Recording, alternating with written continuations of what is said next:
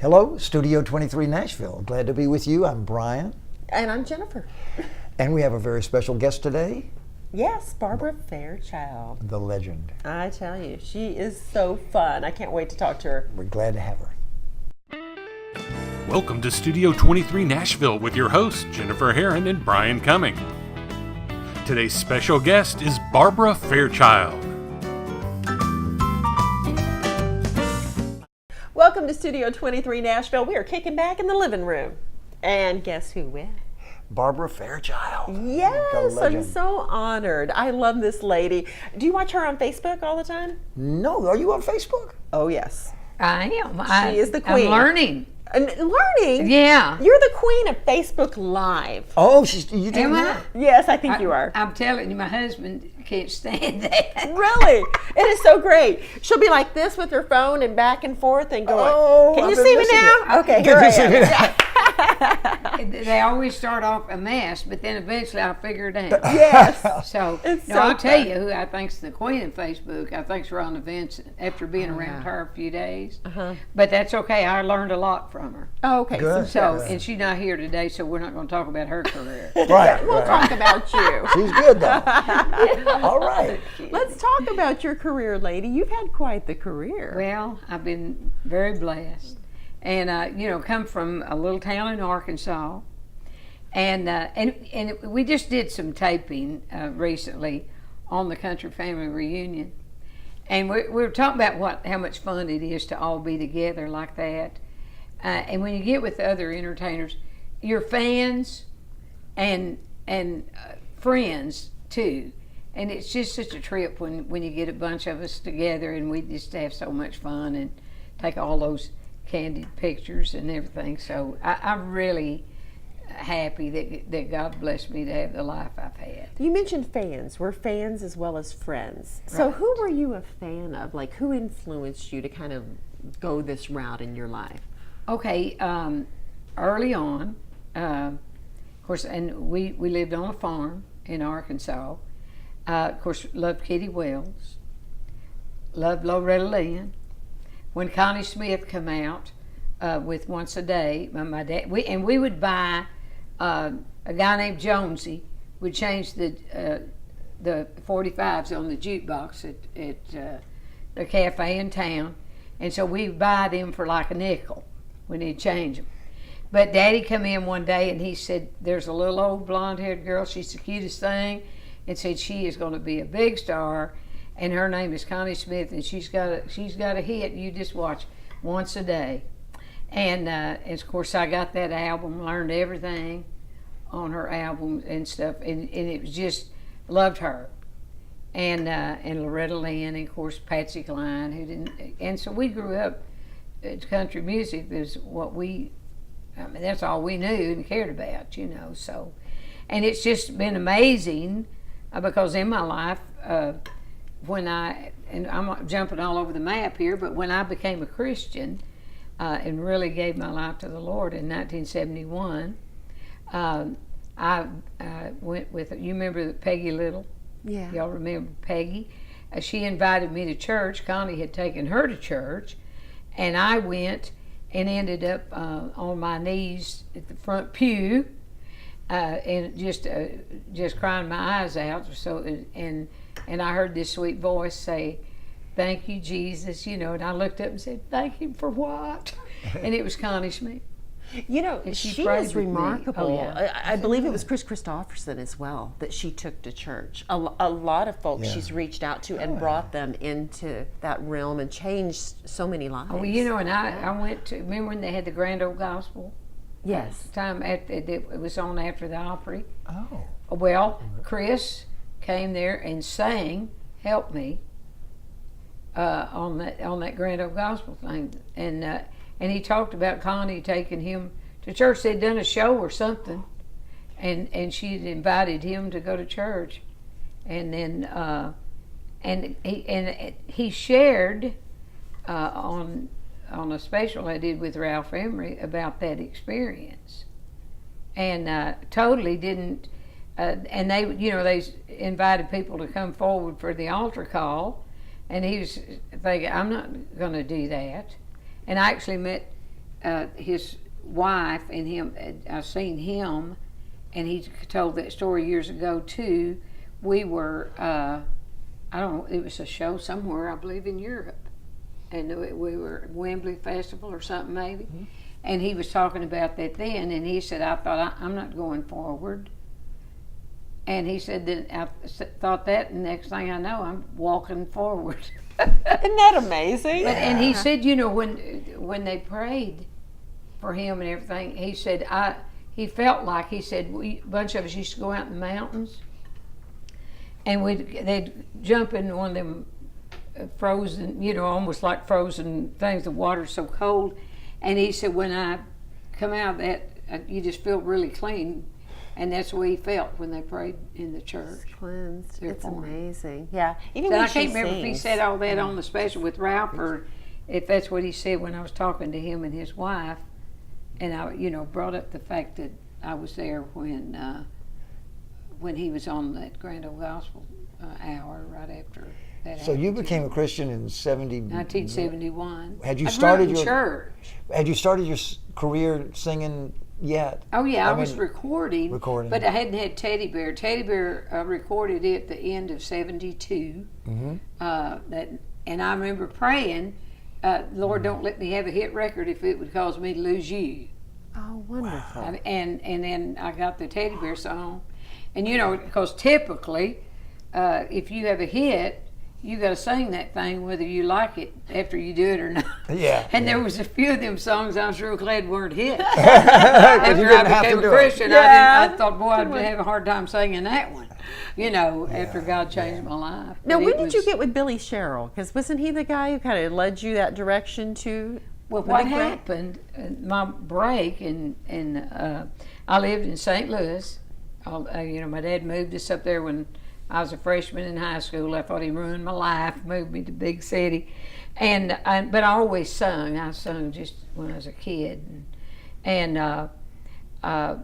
ended up meeting a guy that had a big record store. Went with some friends looking at guitars and stuff. Couldn't afford one, but I was playing one, and I sung "Were You There When They Crucified My Lord?" These friends with me said, "Sing him a song." Well, he liked my voice, recorded a little. He said, I've got a guitar player here, he's one of the best in town. I'd like to record you with him. He then took that demo to a guy that had a record company. In St. Louis? In St. Louis. And he owned a big distributing company for records, but he had this little label that he just kind of had fun with. He then made an appointment for us to see a guy with Cap Records. And so my dad drove me and a lady that I was friends with that wrote songs. She's a good songwriter. And she had been to Nashville before, kind of visiting publishing companies and stuff. We had this appointment, and I'm like 16 years old, and the guy said, well, you're a cute little girl and you sing good, but we're really not looking for a cute little girl singing good. Other than Brenda Lee. The thought at that time was if you invest a lot with a kid, right, they may quit and you spend all this money and they may not stay with it. He had no idea how serious I was. But, so we left, he was very nice. Yeah. And Ruby and I wanted to look around Music Row, and Dad had stayed up all night driving us there. So he said, I'm going to put my feet up, I'm going to sit right here. When y'all get back, I'll be right here.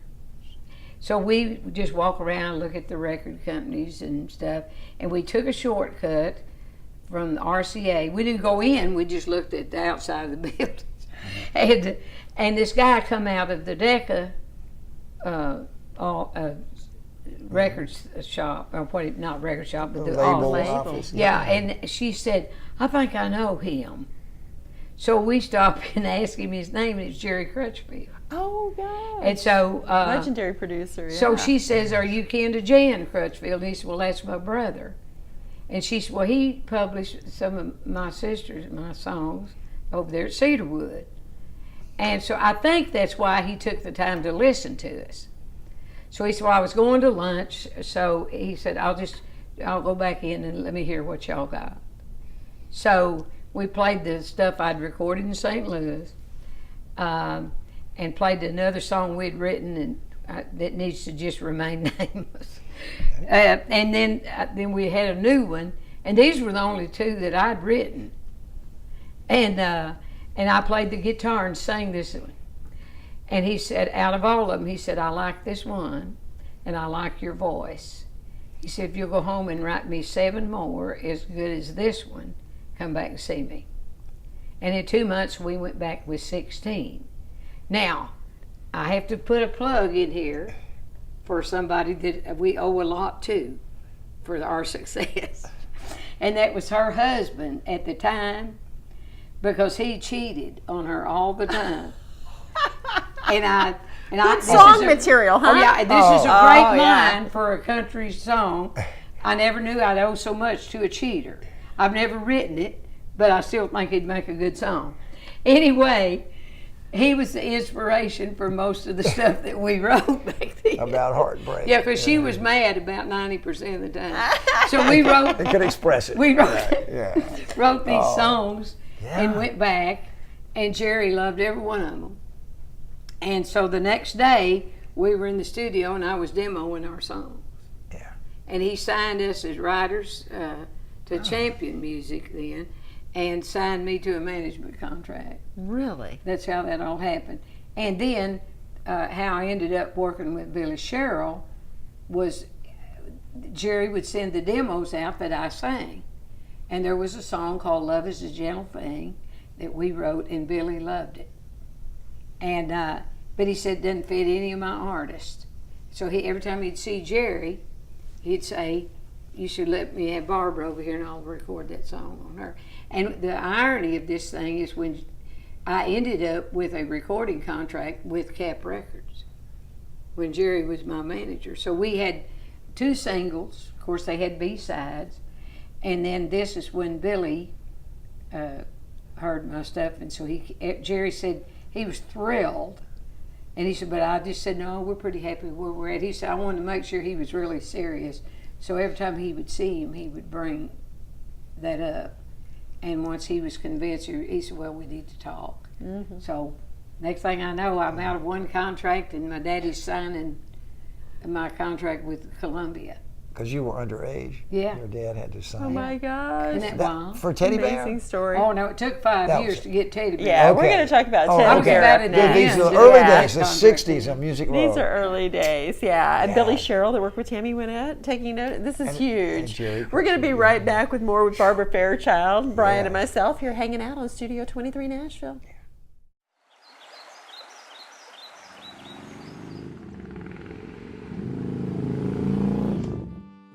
Hickman County, Tennessee. It feels a lot like home, or how home should feel. Come by, sit a spell. Soak in the goodness that inspired Minnie Pearl to write about this special place. Visit Hickman County, Tennessee's hidden treasure. Studio 23 Nashville would like to thank our sponsors, the Hickman County Chamber of Commerce and World Music Nashville.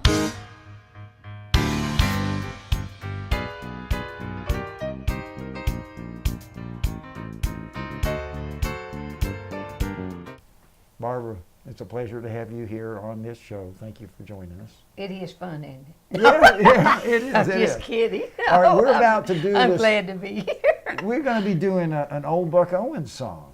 That's right. That's been done by quite a few people, but you treat it kind of gently, it seems like. Well, let me tell you how this happened, because Okay. how we turned this song into a ballad. Yeah. One night after a show, we were traveling to the next city, and we got the guitars out on the bus, and we started singing old songs, and we would slow down the fast ones and speed up the slow ones just for That's fun, a just see great what idea. they'd sound like. I love that. And when we did Under Your Spell, Yeah. which was a very up-tempo song Yeah. when Buck did it, and we slowed it down, this was the result. And it was so pretty as a ballad that I've been singing Yeah. it this way ever since. Did you ever get to know if Buck heard it this way and did he get You know, it? I don't know. Okay. I hope he did. Yeah, I bet He he's never wrote happy. me and told me what he thought about it. Yeah, but I tell you, as a songwriter, I feel like it's a really beautiful way to do the song. It kind of brings out the quality of it. Oh, it's an amazing song. Well, I'm going to give you an introduction, and you go ahead and do Okay. Under Your Spell.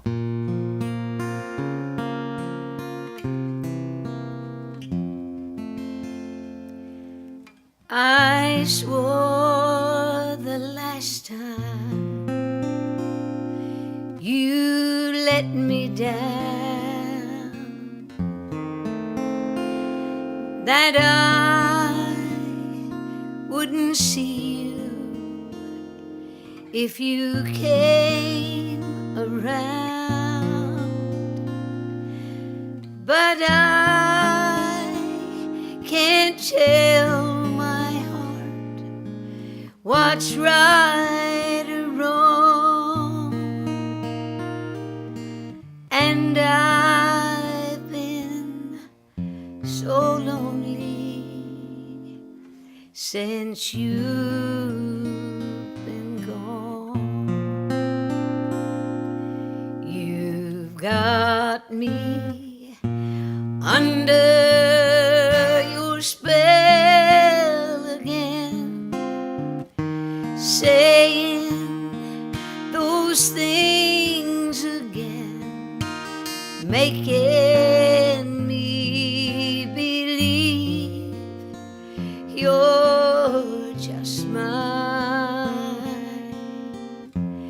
You've got me dreaming those dreams again, thinking those things again. I've got to take you back just one more time.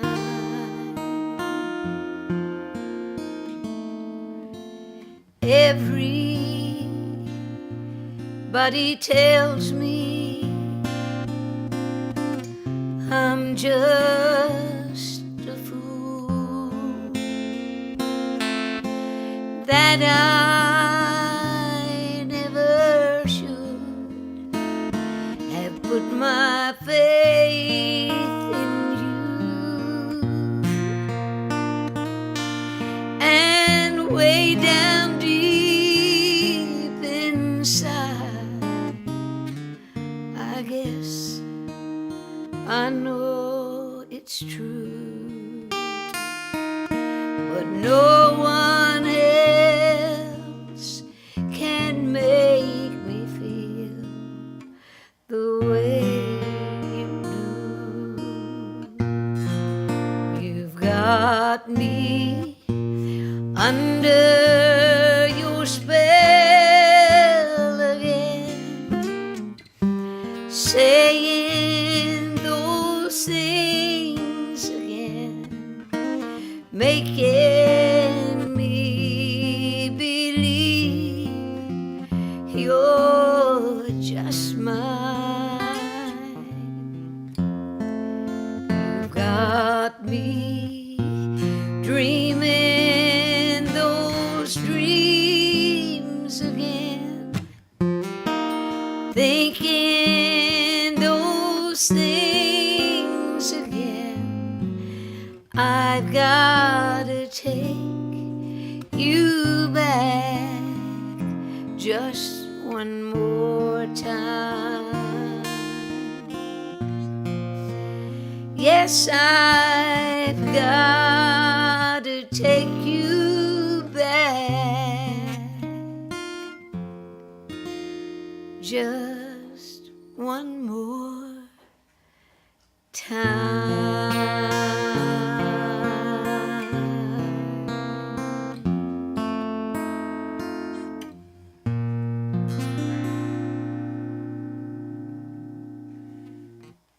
Under Your Spell.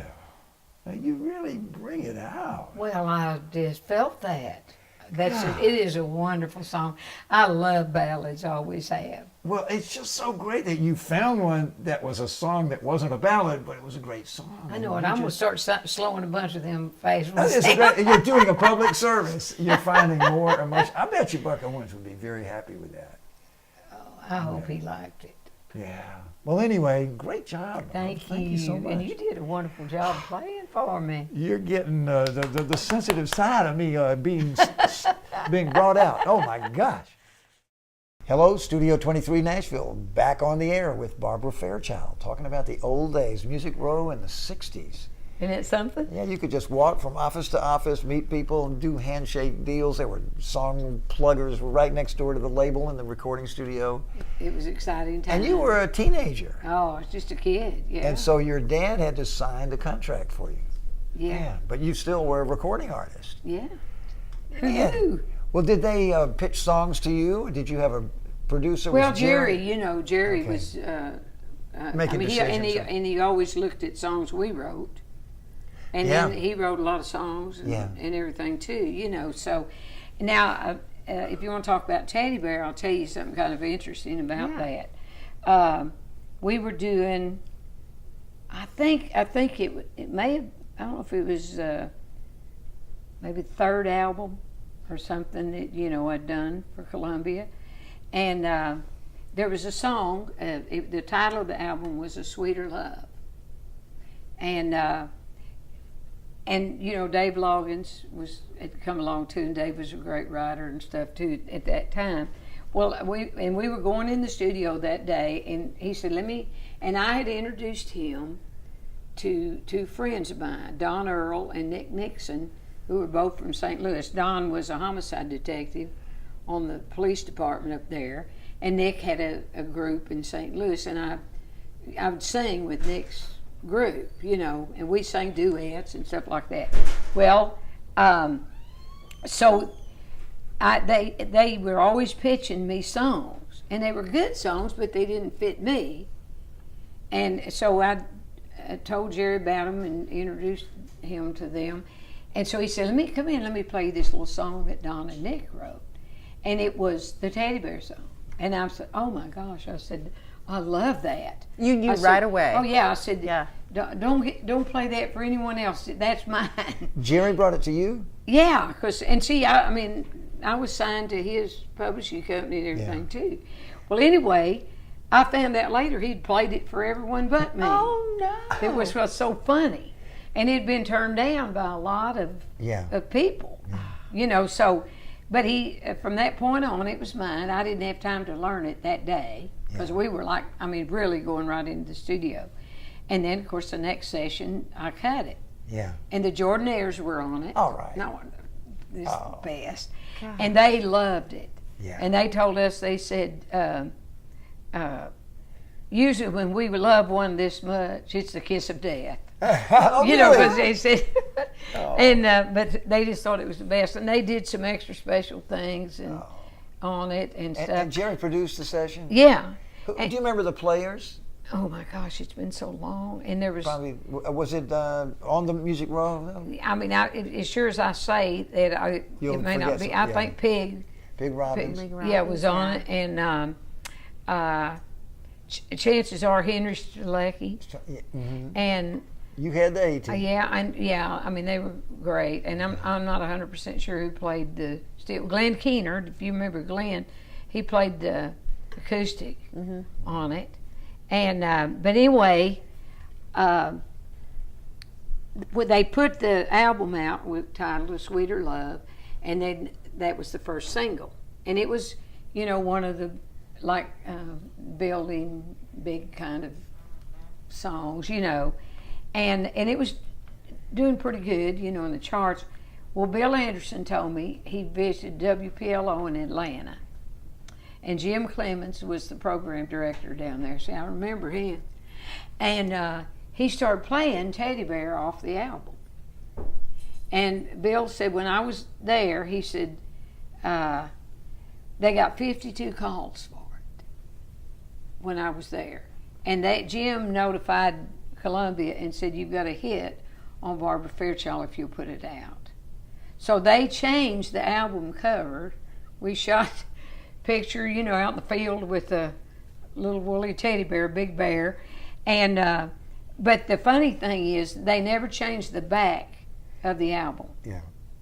And anytime I see one, it still says "A Sweeter Love" on the back. Really? You know how you sign autographs and stuff Yes. like that? Yeah. And I've never seen one that didn't have that same back. Interesting. And it's something. So, and he was right. It was a hit.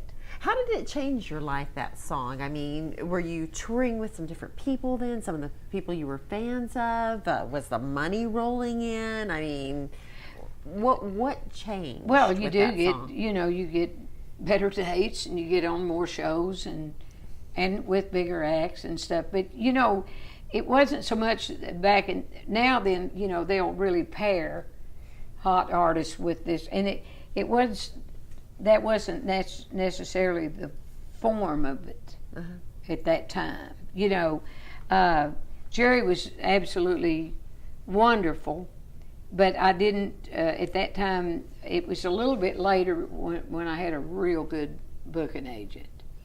You know, there's some things that things would have been in place. It would have been better for my career. But I'm kind of glad that my life went like it went, because I was never a superstar like Barbara Mandrell or Dolly, household name or whatever. Yeah. But I don't know if I'd be as happy in my life if that had happened. Yeah. I think God had a different plan. Yeah. You know, and I sure have no complaints. I've loved what I've been able to do, Yeah. and I have no regrets with it. Yeah.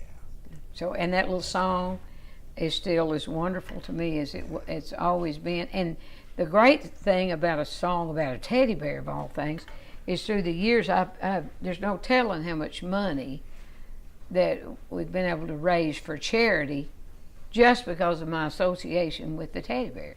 Yeah, don't you have something now where you have a little teddy bear and there's a whole connection? Yeah, there? I have a little teddy bear named ST23Ep0010BFairchild. And in 2012, a friend of mine that had bought a studio and said I want to redo. I feel like I'm supposed to re-record Teddy Bear and do a video for you on YouTube. Now, y'all, you know, I said, he said, I think the Lord wants me to do that for you. And I said, really? Because usually that's the kind of thing you do when you're trying to jumpstart your career. And I was kind of happy with mine coasting along like it has. And I said, but you really think that's God? And he said, I do. And so I said, well, okay then. So we shot this video. He done that, re-recorded it, put it on YouTube. Now, as we're in the process, he gets a call from a guy that says, do you think Barbara would want to do a teddy bear for autism? I didn't know anything about autism. I knew there was such a thing, but I just was not educated on it all. Yeah. And I said, well, maybe, so just have him call me. He never did. Still hasn't. But after that, every time I turned around, somebody was talking to me about their child or grandchild that was autistic. And it got so much that I thought, I think God's trying to tell me something. Exactly, yeah. So I said, I'm going to make a teddy bear to benefit children with autism. And what was hilarious, y'all, so I thought, well, I don't know anything about it, so maybe I need to write a little book. And I start to educate myself, and I've started this story. I had about 2 lines, and we go and sing for a special thing for veterans, and I mentioned that I'm going to make a teddy bear to benefit children with autism, and I'm writing a little book. Now, 2 lines, and this guy comes up and says, who's going to publish your book? Well, I didn't want to tell him I didn't have but 2 lines of it. I said, well, I hadn't got that far yet. I'm not real sure. And he said, well, that's what I do, and I'd like to help you. Oh my gosh. And a week and a half later, we're sitting in his office with an award-winning illustrator. Yeah. And so I'm talking about what my concept for this is. Yeah. And this guy's drawing and all this kind of stuff. And so we walk out of there with the story, a thing for what this teddy bear should look like. Well, and in the process, even before that, I was talking to somebody, and I said I need to figure out what this teddy bear needs to look like and all this. And he says, well, you know, our grandson is autistic. I said, really? And he said, yeah. And he said they have a division where they would do Christian versions of real popular games. And he said, you know, we own a toy company, so we don't do stuffed animals, but the guy who runs that for us has a friend that has a teddy bear company. And by the end of the day, we already knew what Teddy was going to look like. It was amazing. Fell into place. It was absolutely amazing. And so God did it all, you know. Right. And there's more for this bear in the future. And just as a footnote, we have a little grandson who will be 3 in October, and he was diagnosed with autism, and he is amazing. So that was nowhere in the future at that time. And I said, now God knows how to make you care. Yeah, definitely. That's amazing. BarbaraFairchild.com is the website, right? Yes. So we can find out more about that. Beautiful work.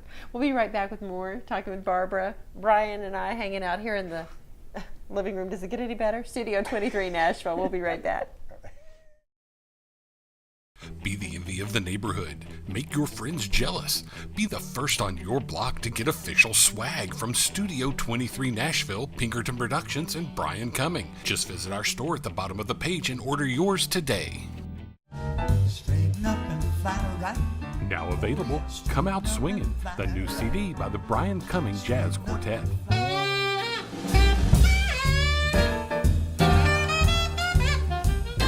Come Out Swingin' is available at Studio23Nashville.com and all major digital retailers. Sing, come out swinging. Come Out Swingin' by the Brian Cumming Jazz Quartet. Get yours today. We got your big hit here, and we're pulling out the big guns. We got That's right. Brother Roy over here, haven't we? Yeah, we got the big hits from my big husband right here. So, no, this is my husband, Roy Morris, and so we figured since we're doing my hit, we'd have 3-part harmony on it. Oh, it's a pleasure and a Thank you, privilege. yeah. All right, Okay, we're all going to sing together on that chorus. we are. And if Okay. folks at home want to sing, we can't hear you, but we'll be glad for you to sing with us. We'll be glad to have you join us. Yeah. And this is Teddy Bear, You bet. which was a #1 country single in In 1973. Hallelujah. 73, okay. Changed my life forever right there. Okay.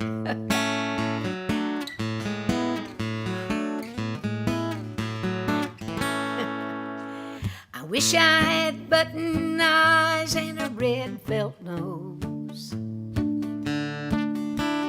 shaggy cotton skin and just one set of clothes, sitting on a shelf in a local department store, with no dreams to dream and nothing to be sorry for. I wish I was a teddy bear, not living or loving, nor going nowhere. I wish I was a teddy bear, and I'm wishing that I had fallen in love with you. I wish I had a wooden heart and a sawdust mind. Then your memory wouldn't come around hurting all the time. I'd have a so-don't smile and a fainted twinkle in my eye, and I never would have ever had to learn how to cry. I wish I was a teddy bear, not living or loving, nor going nowhere. wish I was a teddy bear, and I'm wishing that I hadn't fallen in love with you. Favorite verse. I wish I had a string you could pull to make me say, hi, I'm Teddy, ain't it a lovely day? Then I'd know every time I spoke the words were right, and no one would know the mess I made of my life. I wish I was a teddy bear, not living or loving, nor going nowhere. I wish I was a teddy bear, and I'm wishing that I had fallen in love with you, and I'm wishing that I had fallen in love with you.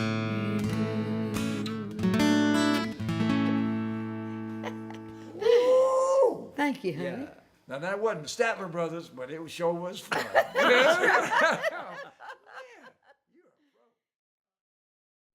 Studio 23 Nashville is back. I like to describe this lady as a mix between Dolly Parton and Goldie Hawn. Oh, She is so fun and bubbly. Whoa. Oh, that's good. This is Barbara Fairchild here.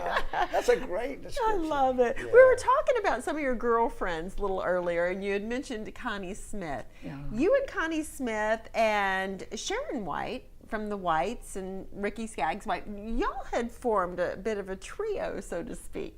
Well, not we've too all long been ago. friends, and like I told you, Connie's the one who prayed with me when I accepted the Lord. And then I met Sharon, and I had met Ricky years ago. Ricky was actually playing in I don't know if it was a house band where he regularly played, or they'd just bring him in to back artist. But he was in the house band. Can you imagine this? Phenomenal. Oh yeah. And just loved him as a person, and he loved the Lord. We talked a lot there, just sit around talking. And then later, he's come to Nashville, and he's setting the woods on fire with these hit records. I wasn't the least bit surprised to see this kid do so well. And I went to a Christmas party. John Doris, who was managing them, and he also managed Don Williams. Don had a artist management company and stuff for a while, and so Sharon and Ricky were there, and we just spent most of the evening talking, me and Sharon, and from that time on we have just been great friends, and we recorded an album together. Now, I did my first solo gospel album for Benson Records, and I had I don't know if you're familiar with a group called Heirloom, but it was Candy Hemphill Christmas, Tanya Goodman Sykes, and Sherry Easter, which all of these three girls had backgrounds in gospel music. Their families all sang. And they made a record, and it was the first song out was a hit. So I was doing a lot of things with Nashville Now. Yes. Guest a lot with Ralph Ralph Emery. And one of the girls, Vicki Dial, who worked in the talent things, had told him, I told Norman Holland, who was the head of A&R guy there at Benson, you need to record Barbara Fairchild. And he said, because she loves Jesus. He said, well, I love her. And I had just met him. So he said, have her call me. I have an appointment with him. Go in there. And I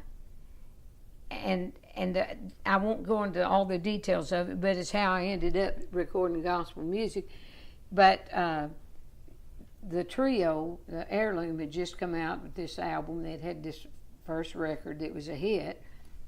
And Sherry Easter said they started wanting the group to travel, which was never the intention of when they put this together. And she said, well, I can't travel with y'all. Her and her husband, Jeff Easter, recorded together. So she said, I think I should quit, before this thing gets any bigger, and let you replace me. Well, they called me. And this was, it was a God thing, because Norman had given me that album. I was listening to it going home, and I had to pull off the side of the road and just sit there and cry. It was so beautiful. And I don't know if I said it out loud or spoke it, or just in my heart. But it was, God, how wonderful it must be to be able to sing songs like this about you. And next thing I know, they're calling me and asking me, will I be part of this group? And Tanya said, would you pray about it? Tell me Sherry had decided to leave. And I said, no. And it was like you could hear her go, when I said no, I wouldn't pray about it. And I said, I don't have to pray about this. I know this is God, And so I became part of that trio. Now, Norman, after we have recorded our album with that, one day says, you need to get some songs for your solo album. And I said, you going to do that? He said, I always wanted to do that. But see, I just kind of thought he just liked me, but didn't really want to do nothing. Well, anyway, so I get Sharon and Connie to sing a song with me on this solo album. And I have to back up just a little bit, because I didn't want to come back to Nashville. I had left. I was living in Texas. And people in the industry know you give a lot of your life up for this. And I felt like my kids had missed a lot of me in their life. And I was not interested in coming back and just pursuing a career. Right. But I actually moved back up here to write gospel songs for a Christian publishing company. And then all this stuff started happening with Ralph using me on Nashville Now. Don Williams actually asked me to come and see him, and I'd worked some with Don, and he said, if you're interested in getting back in this business, I'd like to help you. Doors started opening like this. And then here end up with this record contract. Well, I had prayed, I had said to the Lord when these things was kind of happening, if I could go back and be a light for you somehow, I wouldn't mind doing that. But I don't want to just go back and just do this for a career. And so the irony of that was the title song for my solo album was The Light. Now, and I get Sharon and Connie to sing this, and it's a great song. And then we record these songs, and then they titled the album by this song. And after this thing's out and I'm doing interviews and stuff on it, one day I looked at the cover of that record and see that it says The Light. And I thought, Lord, you literally answered that prayer for me and gave me this song. And so, so many great things have happened. And then later, Sharon and Connie and I did an album together. And I had said to them, I said, we need to do an album together before we turn 50. And this is when we cut that song, and Connie said, you better do it before August. She's wonderful. Yeah. And then, it was 15 years before we got to record that album together. And it's just one of the most beautiful things. And Ricky published it, Ricky Skaggs, and it was just a great, great experience. I said a whole bunch of stuff about a lot of stuff. We may need a translator for this portion. But what's cool is that you have a real life, and it went toward the music business, but you didn't let it do anything bad. It was just like your life. Well, we're not talking about the bad stuff. Well, I'm not saying that. But I mean, you didn't come out discouraged, and you just have kind of walked with some dignity and through the whole thing. It seems to me. God has caused it to all work out good. Yeah. And I I'm grateful for my relationship with him. I'm grateful for my friendships, and I love country music. I love gospel music. I love my life. I really do. And, you know, Jerry Crutchfield said to me one time, Barbara said, God didn't promise it to be easy. He said it'd be worth it. Yeah. And that's the truth. Yeah, yeah. What a quote. Yeah. And you were talking about your life. Your life is very balanced. You have a wonderful career here that we all know about musically, but your husband and you also have a great marriage. We do. Roy is just the best. You I two were kissed made a lot for of each other. frogs before I got to Prince. You two were made for each other. What, Branson is home for you both now? It is, yeah. They got I've been married there 25 years. I went there to work for Mel Tillis for a year. I had no Background intention of singer moving. No, I was a featured vocalist Okay. in there. Okay. Yeah. The girl singer. The girl singer. But if you ever remember the girls that were the Stutterettes that worked with him for 15 years, Stutterettes. I took them over there and to work with me. And they were so good. They were, because I actually did a little sing at a show there. They hired me to be for 3 months, and I thought, are they crazy? You know, but I went, and then it was during that time that Mel, in fact, Glenn Campbell had a jam session after when he was closing, you know, one of his runs he did there, and he asked some of his friends to come over and sing. And this was a after the show thing he did, and Mel was there that night. And when I sung, they were going to make a change in their show, and he was building this new theater there in 1992. He opened it. And when I sung, and I took those girls with me to sing harmony, he said, I hadn't thought of Barbara. And so they contacted me and asked me if I'd come and work that next season. And so I went, and I mean, I didn't want to live in Branson. I hadn't been back to Nashville long enough, I didn't think. And so they said, well, we'll just do it one year at a time, see how it works. And the irony was Roger Miller died during that time when I was there. If y'all remember, he had this Broadway production called The River. Yes. And him and Mel were great friends. So I wasn't there the second year because he decided to do the second half as The River, part of that to honor Roger. Oh. Well, I was in the second half, so me and another guy didn't get, a kid that was on the show, didn't go back, and that was okay. But I knew one thing that happened to me in that 3-month thing I was doing, you know, in 91, people come through my autograph line and said, God is going to do something special here, and he wants you to be part of it. And that's why I don't live here, and I'm not going to. You know, I said, I mean, I belong to Jesus. He can do whatever he wants to with me when I'm here, but I don't live here. And this happened to me 3 times, different people. And they're like, well, wait and see what he does. Then I get the job with Mel. And so I'm there 2 months, and I know I'm supposed to be there. And God has done all kinds of things. The one thing that he gave me that I still do was I have a worship service, and Roy and I now do it together, and it's Johnny Minnick, who used to sing with the Happy Goodmans once Rusty passed away, was doing a worship service there that Willie asked him to do. And it was the Willie Nelson Theater for 1 year.